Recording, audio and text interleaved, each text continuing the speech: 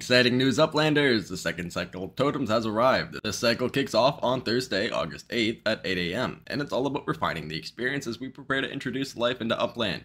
Remember, each token will go through at least 5 cycles, during which players can feed them with the objective of getting Totem in return.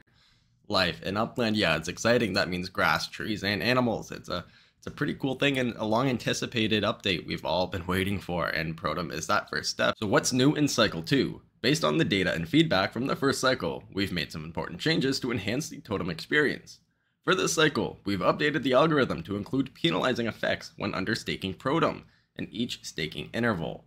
These penalties can accumulate, and if you understake too many times, it could result in your Totem dying. So be sure to stake carefully and keep your Totem safe. Now, what they mean by Totem dying, it doesn't mean your Totem's going to disappear from your asset wallet. It just means it's going to be disqualified from that current cycle, which this is only the second cycle and the first one was like 6 months ago, so you definitely don't want to get disqualified from these cycles. So if you miss the initial Totem drop or you want to bolster your reserves, they've got you covered. Hold Totem sales and shop. There's going to be more details on this soon, but they're not currently available at the moment. So if you don't know what Totems are yet, or if you want to better understand them, we're going to go through this post here. Totems in Upland are unique map assets that players interact with using Totem, a new token introduced for this purpose. Each totem stands out with its own unique set of attributes and characteristics. The cycles of totems represent periods when players can activate and spend Totem on their totems. During these cycles, the amount and frequency of Totem spent determine the rewards you receive. The journey of each totem begins with the activation and spending cycle. At the start of a cycle, players will have a crucial 5-day window to make their initial spend and activate their totem.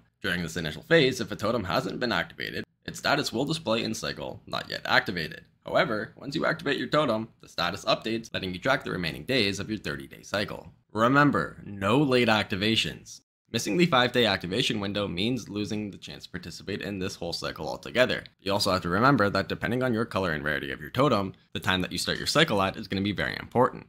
Now, this is all unbelievably complicated, and there's tools that help you figure this out. I don't know if they're all going to work now with the new updates that have come with Cycle 2, but anyways, we'll have to keep checking Discord, and I guess I'll keep you guys updated on if any new tools have come out for this. So your earning cycle. Upon activation with your first spend, your totem enters its 30-day earning cycle. The rewards you accrue during this period depend on how you manage your spend, following your totem's unique earning curve. So the individual cycle timings, every totem operates on a 30-day cycle, which starts on the day a player activates it during the initial 5-day activation period. Consequently, the end dates of these cycles are staggered. They don't all conclude simultaneously, but will finish within a 5-day range based on their respective activation dates. So getting started, to begin entering your totem, you will need to feed it by spending Totem on it. To feed your totem, you can access it through the asset wallet.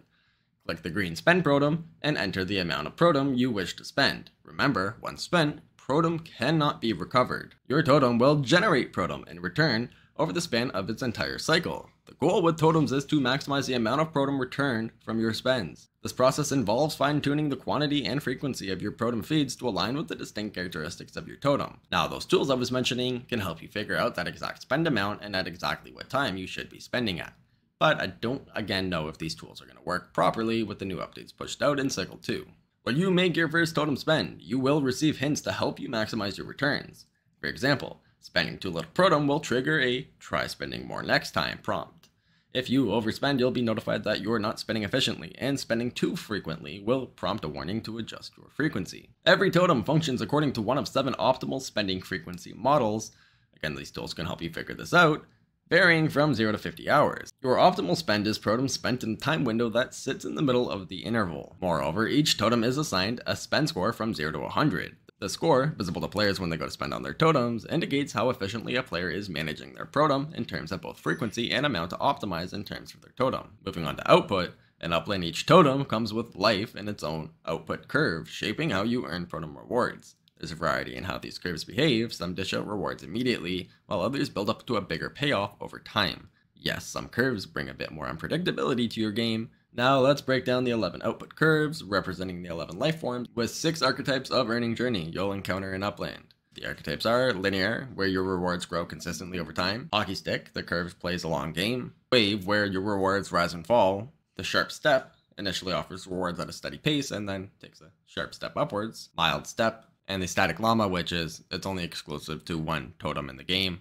Collection caps. In Upland's first totem cycle, we removed the collection cap. This means that there's no limit to how much protem can accumulate on your totem. Under normal circumstances, this cap limits the amount of protem you can accumulate. We can activate this cap at any time during the cycle, and it will be applied in future cycles, so it's wise to regularly collect your protem to avoid hitting this limit and missing out on future accumulation.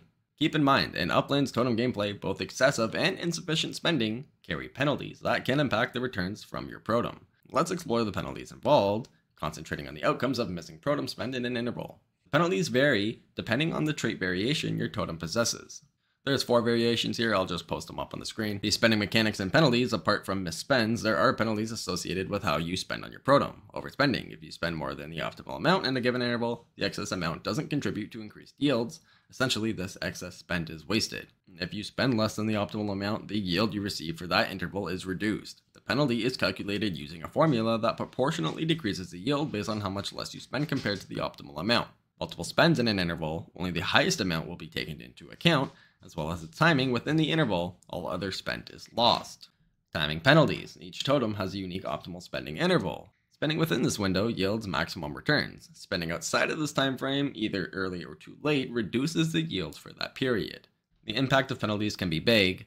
You want to be careful with the decisions that you make. Now, I won't go completely into all the life form styles, colors, scale, whatever. There is so much to go into with totems, and there's a full wiki guide here, which I'll just show quickly. But yeah, you can see what are totems, what are stem and protem. And then we get to the fact of totems, what are totem cycles in Upland, periods where players can activate their totems, blah, blah, blah. How can I get protem? I'll throw all of these up on the screen if you want to read them. But yeah, that's it for the totem breakdown. I don't know how much new is actually in Cycle 2 here. So it looks like the only new thing in Cycle 2 is that they've updated the algorithm to include penalizing effects when understaking protem.